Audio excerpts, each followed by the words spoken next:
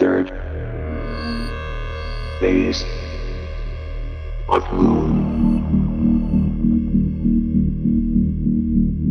Third phase. Welcome back to Third Phase of Moon. My name's Blake Cousins, and we're streaming live right now with over 109,000 subscribers and peaking over 72 million views, making Third Phase of Moon the top place to share your UFO videos. What's going on in the world right now? The world is waiting. Syria. Is the U.S. going to strike?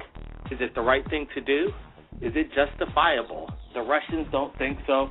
We're taking your calls around the world if you've had any opinions on what's going on in the Middle East and if the U.S. should have any part of this.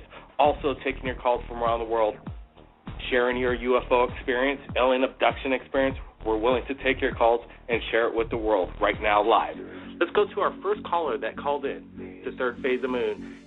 Thank you, Blake. First off, I'd like to say you guys are doing a great job of getting this information out to the public and everything. And my first question is, has there been any more Soho images submitted in by Robert Evans?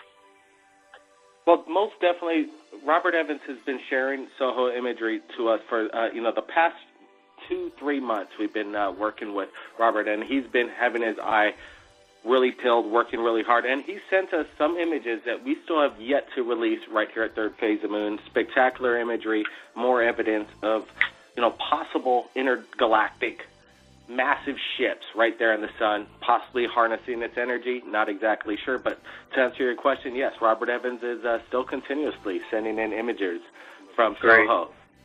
I appreciate your comments. We're trying over here really hard getting the word out. Let me ask you, what do you think about Syria and and the United States' involvement? Honestly, I don't know. Okay, fair enough. Okay, well, stand by. We're going to be going to more questions and people's calls right here live at Third Phase of Moon. Area code 6661. Welcome to Third Phase. Hello? Yes, you're on, live. Hi, Blake. Hey, how's it going? Pretty good. What'd you think of my videos?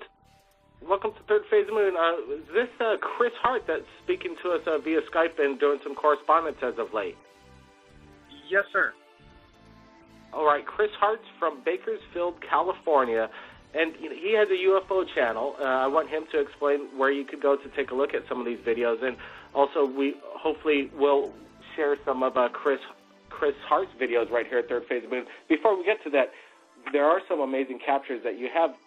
Do you mind if we share some of these videos on Third Phase of Moon so people can look at some of the amazing captures you've done? No, sir. I'm trying to get the truth out there. So is that a yes? Yes, sir. Oh, great. Okay, now let's get to when you first started realizing that, something was going on over there in Bakersfield.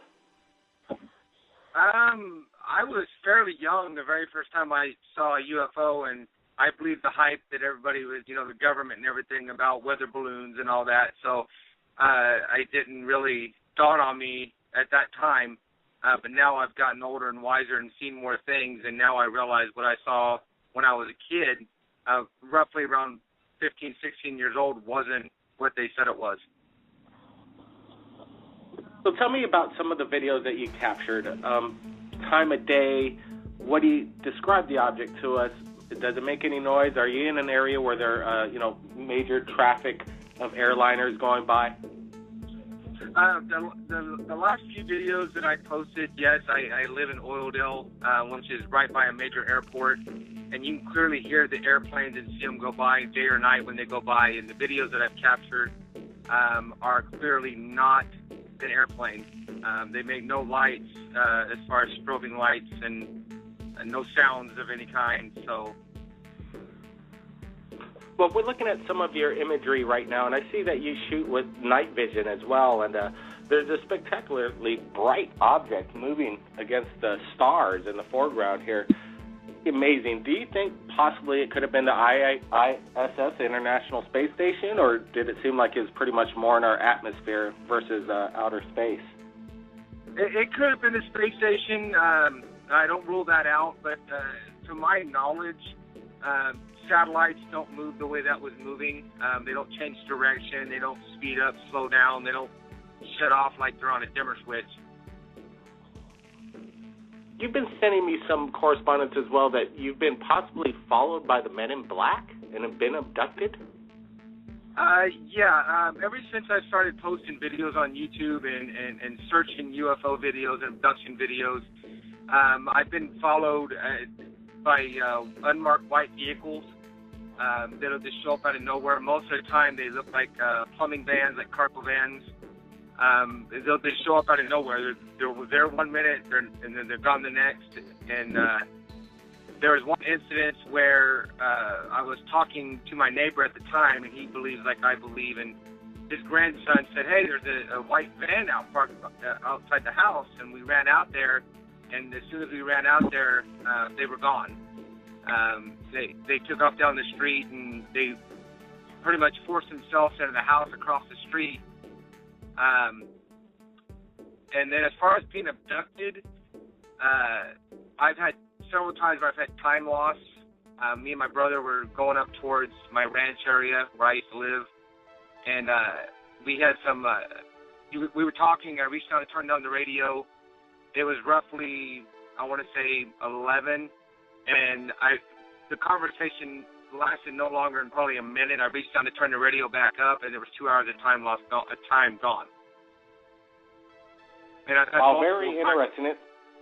It seems to me, were your watches, did they freeze? Were you wearing your watches at the time, and were they synced up? That it seemed like you may have lost a couple hours of time? Well, what it was, I looked down at the clock. I looked over at my brother. It was a clock radio on the stereo, and I looked down at the clock. I looked at him. I said, "Where'd 2 hours go?" He looked over at the clock and said, "I have no idea, and I don't want to talk about it." While you just stand by, Chris Hart, we want to get back to some of your stories about your research also in the paranormal activity. You have a society that you've developed. But before we get to that, we're going to go to area code 952. Welcome to Third Phase of Moon. This is Blake Cousins. I'm just going to listen tonight. All right. Well, you just stand by and listen. Thank you very much. Well, let's move along to some of the videos that have come into Third Phase as of recently. And there was this amazing video that Joe Kiernan submitted to us from South Carolina. He didn't capture the video itself, but it was captured in the UK of what looks to be a massive ship landing on a lawn of some sort in the UK. Did you just see this video by any chance, Chris? No, I have not seen it as of yet, but I would like to check it out. Okay, well, if anybody wants to take a look at this amazing video, it's called Best UFO Videos of August 2013, the Top 10 UFOs full-length feature. And, there are 10 amazing videos that we got in for the month of August, and I think it was one of the most busiest months for UFO activity. Did you have any sightings this month of August, Chris? Last of August? Yeah. Yes, I've seen I believe it was the black UFO hovering over Bakersfield/Florida, California. I believe it was in August, and I went to take my dogs outside, and something just caught my eye in the sky, and it sat there for 2 hours. I was filming with my cell phone, so I couldn't get it to zoom in very clear, but my son came out and watched it with me, and we looked at it through binoculars, and it was there for 2 hours. No lights, no identification marks whatsoever. No windows. It was the shape of a triangle, and it sat there for 2 hours, and then we lost it. It either disappeared or we just lost it in the night sky. So tell me how it goes. Are you continuously looking at the night skies? Do you have your video equipment on hand at 24/7? Yes, I do. I have my paranormal gear I actually carry in my work truck, so I always have it available if needed. I'm always watching the skies day and night, 24 hours a day, as long as I'm awake and outside. 10 o'clock at night. Your videos, we're looking at them right now, and they are, you have quite an array of them, and, they are hard to tell what they are. They are definitely unidentified, and there's no blinking objects in some of these night vision, bright glowing orbs in the night skies. They're absolutely amazing. Yeah, if you notice on the last one that I filmed, UFO filmed with Yukon Ranger on a tripod. I don't remember the exact name of the video now, but if you notice that one, halfway through the sighting, there's a black, I don't know, it looks like something protruding out of the front of the orb. I don't know if you noticed that or not. We're trying to look at some of these videos closely, and for people that want to take a look at Chris Hart's videos, he has a YouTube channel called CA Hart 79, and he's got some things to look over. Chris, we are asking people's opinions about Syria, and we want to know whether it's a right thing or should we stand by and see what's happening, go into it a little slower, or are we ready to go in and strike and take this regime out? My personal belief on it is we need to keep our nose in our own business. I know we need to help people. I understand that, but we're sticking our noses where they don't belong. We have enough of our own problems. We don't need another civil war on our hands. Were you aware, like, some of this video that was going around of the tragic, video of this poisoning gas, chemical weapon being used over there in Syria, that in fact this could possibly be video that was shot in 2003, and it might be one of these massive weapons of mass destruction mistake like we did in Iraq? Yeah, I heard something about that, and as far as I'm concerned, we dropped the ball on that. It's all the way back in 2003, and we're already in 2013. That's 10 years. Why are we now trying to be the bully in the court, the courtyard?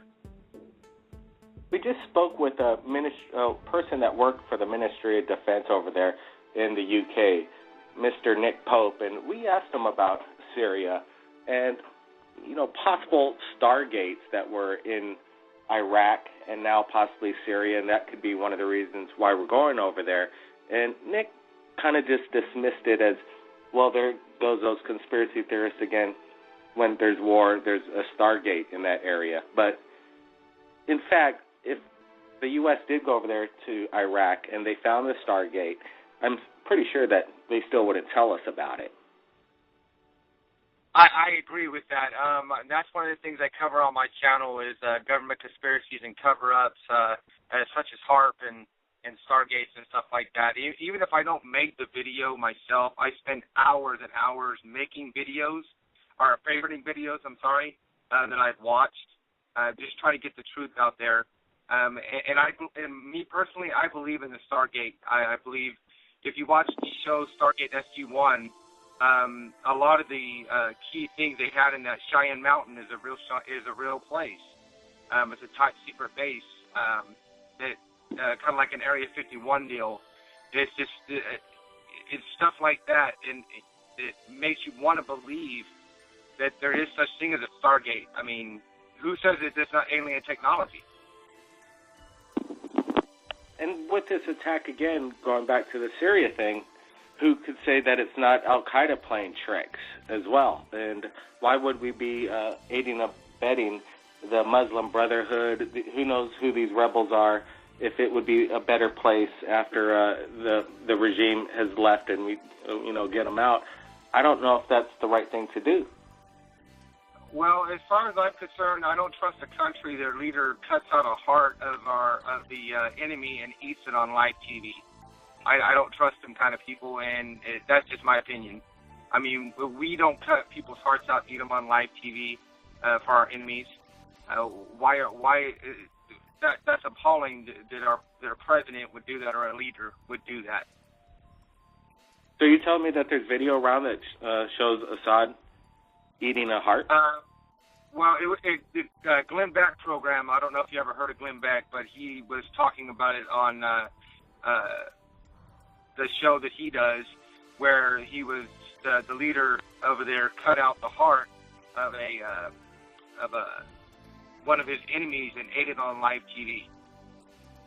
The problem here is a little bit about the Osama bin Laden photos, and everybody says that Osama bin Laden was killed on that raid. And there's still no proof or video about that. So I'm not going to make a decision one way or the other if Assad was eating a heart on live television, because I would have thought that video would have got out by now.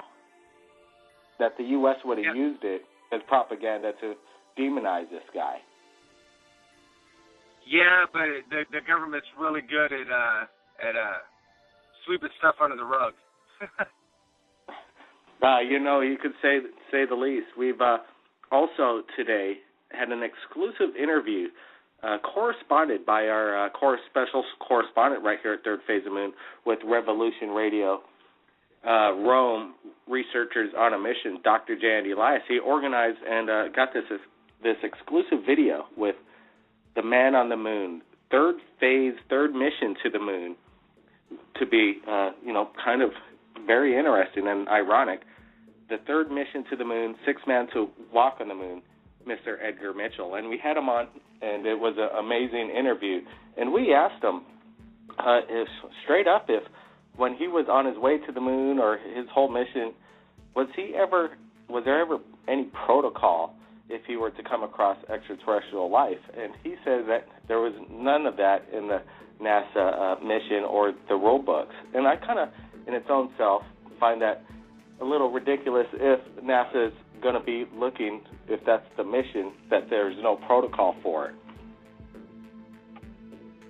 Yeah, I'm sure you've heard of the handbook that the like police department, fire department, and stuff like that, emergency personnel, they have a handbook that that tells you what you're supposed to do, a protocol that you're supposed to do if you come across a downed UFO or an alien body. I've heard this over and over and over again. So if that is the case, why don't NASA, that goes to outer space, have the same protocol? Absolutely. That's isn't it? That's what it's all about here, people.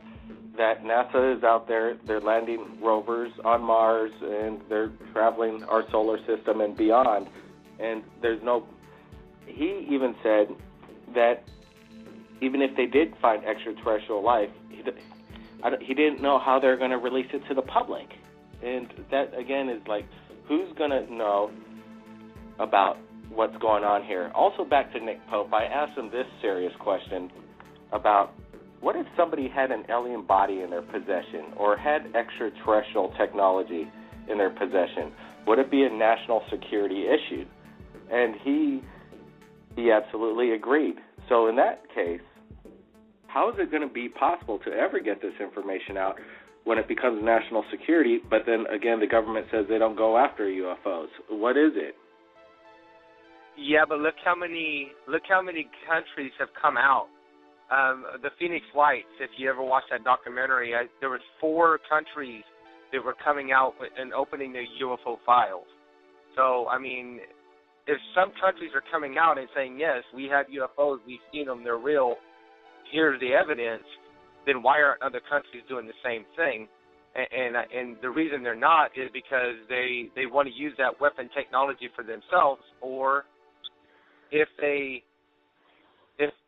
what was it, the Battle of L.A., when we couldn't bring that airship down, that UFO that came flying over L.A., and we couldn't bring it down, and the government, they told our own military, no, you don't know what you're wrong, you didn't hit it, and they're like, no, we hit it, we shot it with these rounds, and I think it was like 500,000 rounds or something like that. I don't remember the exact number right offhand.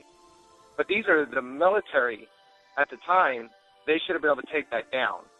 And the government's saying, no, you don't know what you're talking about. You never hit it. And Fact or Fake Paranormal Files even touched on it. It's a TV show here locally. I don't know if you have it there where you're at, and they took down a weather balloon that quick using the same rounds and the same gun and everything. So another reason they could be doing that is, for the simple fact is if we can't take down something, that lessens our strength in the military community. You see what I'm saying? Absolutely, and we got to give credit to the video that we're looking at right now from Mr. Jose Escamilla, who's going to be coming out with a full-length motion picture, Battle Over Los Angeles, and he's actually got video and eyewitness testimony from people on the ground that witnessed the whole event. We're coming short program right here, but I wanted to thank area code 617 for calling in and see if he had anything to chime in on some of the things that were stated on the show tonight. Area code 617, I appreciate you calling in. And Chris Hart, I want to thank you for sharing your incredible video. You keep working and have your camera ready, and you keep sharing these videos. We would appreciate it, and you keep up the good work. And I appreciate you having me on your show, Blake. All right, everybody.